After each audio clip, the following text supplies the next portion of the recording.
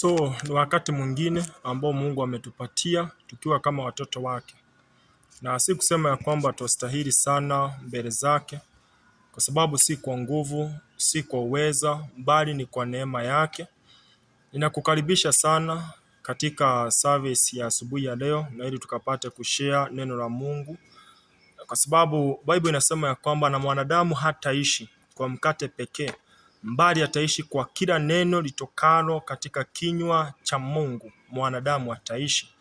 So tunafaa kujua kwamba tuko katika siku za mwisho, na hizi siku za mwisho ziko na mambo mengi, ziko na dhambi, ziko na uovu mwingi ambao unafanyika katika duniani, na hii ni ishara ya kutuonyesha ya kwamba yeyote ambaye hatakuwa amemjua Mungu, yeyote atakuwa hajaitanishwa na Yesu Kristo, ya kwamba uovu wote na hizi dhambi zinafanyika katika duniani, yeye atakuwa victim, atakuwa mmoja wa kufagiliwa na huo uovu, atakuwa mmoja wa kukuwa mateka wa hiyo uovu itakayokuwa inafanyika katika duniani. So mimi nimekuja tu kukwambia kwamba Yesu Kristo alikuja.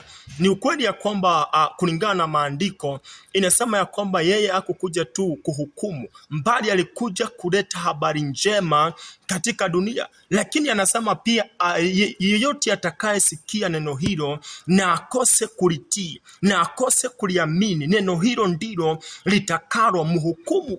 So my point is that hizi siku za mwisho tunahitaji kitu ni tangu wokovu wa Bwana. Tunahitaji wokovu wa Bwana.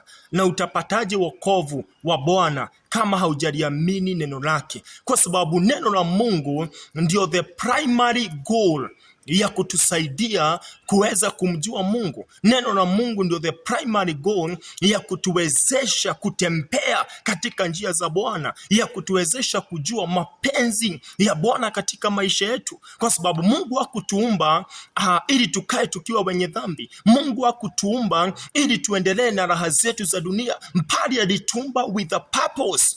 Lakini ili tuweze kuachieve that purpose according to his will, lazima kwanza tupokee wokovu wa Bwana. Kwa sababu tutakapopokea wokovu wa Bwana, hiyo ni kumaanisha ya kwamba hapo ndipo Bwana atatuandika katika kitabu chake na atatujua kama watoto wake. Na kumaanisha ya kwamba kama basi atatujua tukiwa kama watoto wake, ni kumaanisha msaada wetu utatoka kwa Bwana. Kwa sababu kitu cha kwanza tumeamini katika neno lake na akatupa wokovu. Akatupatia wokovu. Wewe unayenisikiliza, my sister, my brother, ningetaka just kukuadvise na kukuambia ya kwamba mshahara wa dhambi ni mauti. Heri utegemee wokovu wa Bwana.